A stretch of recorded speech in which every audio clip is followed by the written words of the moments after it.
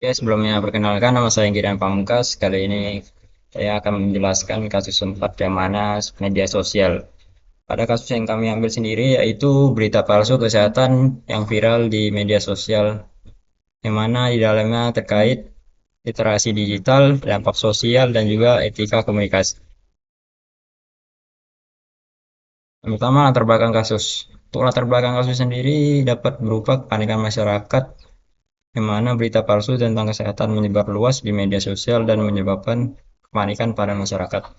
Yang kedua, informasi tidak valid. Informasi hoax terkait kesehatan seperti obat atau metode penyembuhan yang tidak terbukti khasiatnya, menyebabkan masyarakat salah paham dan bertindak sesuai dengan informasi yang tidak valid. Yang ketiga sendiri dampaknya yang meluas.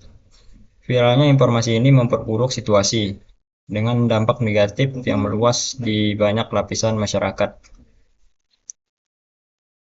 Untuk masalah utama yang dihadapi dalam kasus penyebaran hoax kesehatan di media sosial ini sendiri, yang pertama, informasi tidak tervalidasi.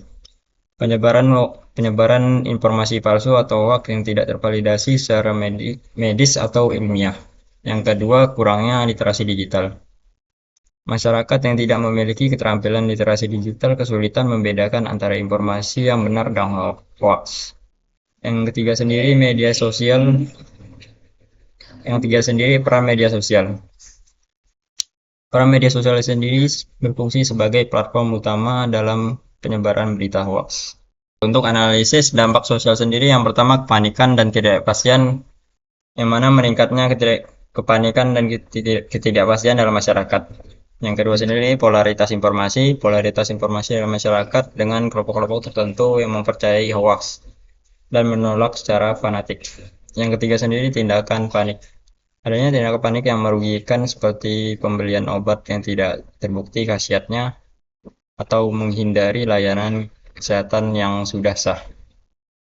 Yang keempat sendiri erosi kepercayaan, yang mana mengurangi kepercayaan terhadap sumber informasi yang sah seperti media resmi dan tenaga medis. Untuk analisis dampak ekonomi, yang pertama pemborosan dana masyarakat, yang mana pemborosan dana masyarakat sendiri dalam membeli produk atau layanan kesehatan yang tidak terbukti efektivitasnya atau khasiatnya. Yang kedua sendiri dampak pada industri kesehatan yang sah. Dampak negatifnya terhadap industri kesehatan yang sah ini sendiri karena banyak orang yang membeli produk palsu yang tidak teruji atau produk yang hoax. Selanjutnya penurunan produktivitas. Menurunnya produktivitas ekonomi karena masyarakat menghabiskan waktu untuk mengejar solusi palsu atau mengatasi efek samping dari produk yang tidak terbukti khasiatnya. Oke, untuk dampak hukumnya sendiri, potensi tindakan hukum terhadap penyebaran hoax atau pihak yang memanfaatkan situasi untuk keuntungan pribadi. Gugatan atau pelanggaran. Munculnya gugatan terhadap pihak-pihak yang menyebarkan informasi palsu yang menyebabkan kerugian ekonomi atau fisik bagi bagi konsumen atau tenaga kesehatan yang resmi. Untuk kedua sendiri, kerentanan terhadap pelanggaran hak cipta atau penyalahgunaan data pribadi terkait dengan penyebaran hoax. Dan yang selanjutnya adalah identifikasi risiko teknologi. Algoritma media sosial yang memprioritaskan konten viral termasuk hoax yang lebih mudah disebarluaskan. Yang kedua, kurangnya pengawasan. Tidak ada pengawasan yang efektif untuk mendeteksi dan menghentikan penyebaran hoax. Dan yang terakhir adalah keamanan dan privasi data. Keamanan dan privasi data ini yang rentan terhadap penyalahgunaan seperti pengumpulan data pribadi untuk menyebarkan informasi palsu. Selanjutnya, analisis etika dan hukum. Yang pertama, etika komunikasi. Tanggung jawab penyebar informasi untuk memastikan kebenaran sebelum berbagi konten. Peran media sosial dalam memastikan bahwa mereka tidak hanya mengutamakan profit, tetapi juga bertanggung jawab sosial untuk menanggulangi hoax. Bagaimana individu dan organisasi memiliki etika untuk bertanggung jawab dalam menjaga kesehatan informasi yang disebarkan, yaitu dengan cara pelanggaran hukum di Indonesia, yaitu Undang-Undang ITE pada pasal 28 yang berbunyi Perbuatan yang meresahkan masyarakat dengan menyebarkan informasi palsu atau hoax dapat dikenai sanksi. Hukuman untuk penyebaran berita hoax ini yang menyebabkan banyak kerugian.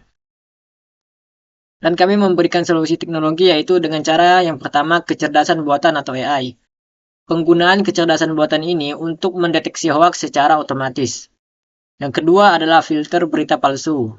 Dengan cara mengimplementasikan filter berupa berita palsu oleh platform media sosial untuk memverifikasi kebenaran informasi.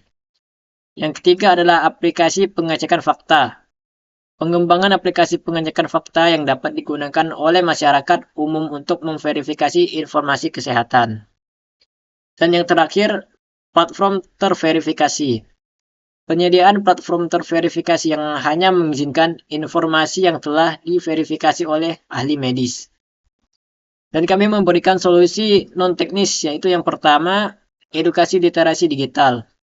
Dengan cara meningkatkan kemampuan masyarakat dalam memahami dan mengevaluasi sumber informasi yang mereka terima. Dan yang kedua, peningkatan regulasi.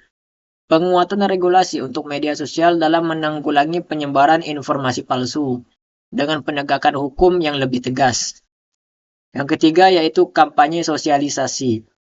Penyuluhan tentang bahaya informasi hoax dan cara menghindarinya, yaitu terutama terkait dengan kesehatan. Kerjasama dengan lembaga kesehatan yang terakhir.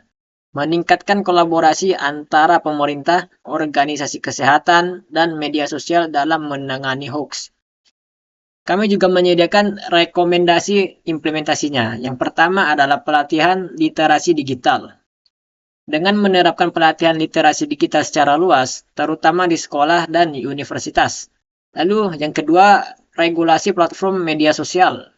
Membuat regulasi yang mewajibkan platform media sosial untuk mengonfirmasi kebenaran informasi kesehatan sebelum dibagikan secara luas. Dan yang ketiga, teknologi berbasis etika. Penggunaan teknologi untuk mengawasi dan menyaring berita hoax dengan pendekatan yang lebih humanis dan berbasis pada etika. Lalu yang terakhir adalah kampanye publik.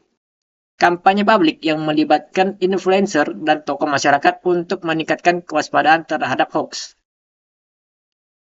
Jadi kami bisa menyimpulkan dari hasil PPT ini yaitu yang pertama berdampak besar. Penyebaran hoax di media sosial memberikan dampak besar pada masyarakat, ekonomi, dan hukum. Sedangkan di bidang teknologi dan edukasi, kami dapat menyimpulkan bahwa teknologi dan edukasi adalah kunci untuk mengatasi masalah ini secara efektif. Yang selanjutnya, tindakan yang kolektif. Tindakan yang kolektif dari berbagai sektor, misalnya teknologi, hukum, dan masyarakat, dapat diperlukan untuk mengurangi dampak negatif dari hoax. Dan yang terakhir, etika dan literasi digital. Menjaga etika e-komunikasi dan meningkatkan literasi digital akan memperkuat daya tahan masyarakat terhadap hoax di pada masa depan. Jadi pesan utama yang kami berikan yaitu dengan cara kolaborasi antara teknologi, regulasi, dan kesadaran masyarakat adalah fondasi utama dalam memerangi hoax kesehatan di era digital. Sekian dari kami. Wassalamualaikum warahmatullahi wabarakatuh.